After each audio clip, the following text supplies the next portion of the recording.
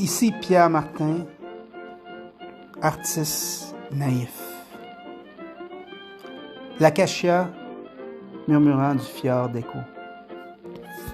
Dans les eaux abritées du fjord d'Écho, où les falaises s'élèvent telles que des bêtes antiques et les mers murmurent des histoires anciennes, pousse un arbre acacia solitaire, perché au bord du monde. Ses branches s'étendent vers les cieux, s'entrelaçant avec le souffle des vents, et ses racines plongent profondément, buvant à la sagesse de la terre. La légende raconte qu'il fut un temps où le ciel exécutait une valse rare, l'éclipse totale, un moment où la lune embrassait le soleil, et le jour serait enveloppé dans un crépuscule enchanteur. C'était lors d'un tel événement céleste que l'acacia murmurant parlait. Jadis, au cœur de Terre-Neuve, les gens parlaient des deux gardiens du fjord d'Écho. Léla, la géante sage de la mer dont le chant pouvait agiter les marées, et Jack, un chat noir, aussi audacieux que perspicace. Leur amitié était tissée des fils d'aventure et d'un amour profond pour les secrets du fjord. À l'approche du jour tant attendu de l'éclipse, les chants de Léla devenaient plus fervents, et les veillées nocturnes de Jack sous l'acacia se prolongeaient. Il savait que l'éclipse révélait le chemin vers un passage légendaire, une porte vers des royaumes inconnus, murmurée par l'acacia lui-même. L'éclipse commençait et le fjord fut baigné d'une lueur surréaliste. L'acacia aux feuilles scintillait sous le crépuscule, commençant son murmure, et Jack écoutait. Il parlait de confiance d'un saut dans les eaux tourbillonnes, à l'extrémité du fjord où les secrets restent voilés, d'un hochement de tête solennel Léla et d'un frémissement résolu des moustaches de Jack. Ils approchèrent du seuil du fjord.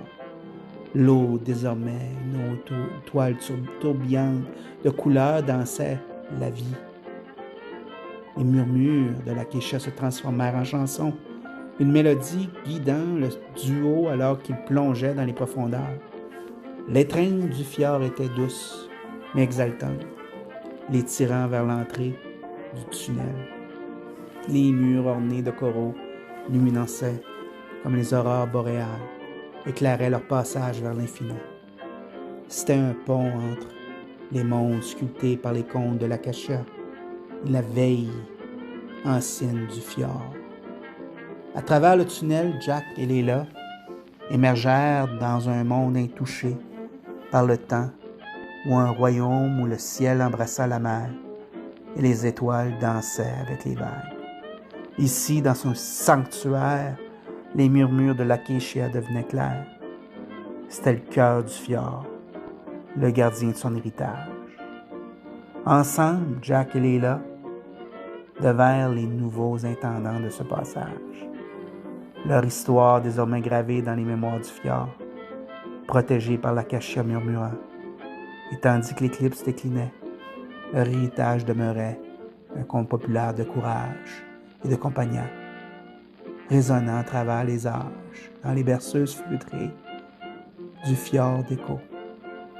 Ainsi, chaque fois que l'éclipse orne le ciel, l'acacia murmure à nouveau, invitant les braves à écouter, à s'aventurer à travers le fjord et à découvrir les vérités enchantées qui se trouvent juste au-delà du royaume de la croyance.